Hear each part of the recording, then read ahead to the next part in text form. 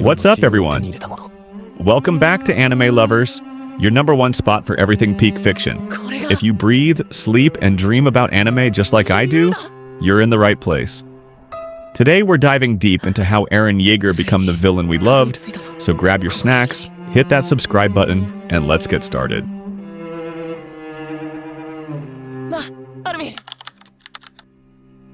In the beginning, he was the symbol of hope. A boy born within cages, looking at the sky with eyes full of fire. We watched him lose everything, his home, his mother, his innocence. And in that moment of trauma, he made a vow that defined a generation of anime fans. I will wipe out every single one of them from this earth. We cheered for him. We called him a hero. But while we were busy waiting for him to save humanity, Eren Yeager was busy realizing that humanity was the very thing trying to kill him. Today, we dive into the dark transformation of a protagonist who didn't just break the cycle of hatred, he burned the entire world to end it. How did the boy who sought the sea become the monster that rose from it? For 3 seasons, the enemy was simple. They were mindless monsters, giants with haunting smiles. But the basement changed everything. Eren didn't just find books, he found the truth. The Titans weren't the monsters. Humanity across the ocean was. This is where the shift begins. Eren realizes that his struggle for freedom wasn't a war against monsters, but a war against a world that had already decided he shouldn't exist. Imagine the weight on a 19-year-old's shoulders, knowing that every breath you take is seen as a sin by billions of people you've never even met. The turning point wasn't a battle, it was a touch. When Eren kissed Historia's hand, he didn't just see the past, he saw the inevitable future. He saw the rumbling. He saw himself trampling the world from that moment on. The Eren we knew was gone. Look at his eyes in Season 4.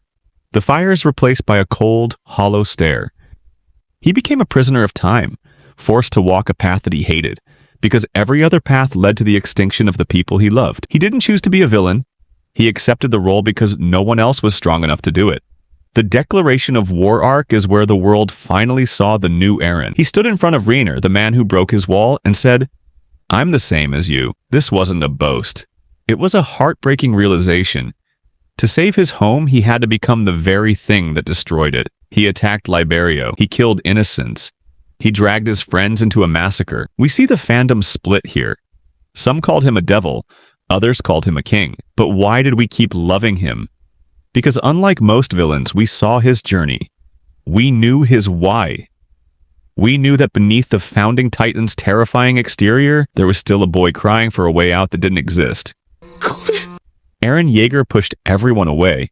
He insulted Mikasa, fought Armin, and branded himself a traitor. He played the villain so perfectly that the world had no choice but to unite against him. He became the common enemy to give his friends a chance to be the heroes who saved humanity. He took the hatred of the entire world and carried it into the grave. He committed the ultimate sin, genocide, to ensure that his friends could live long lives. It is the most twisted, dark, and tragic form of love ever portrayed in anime. He became the monster so his loved ones could remain human.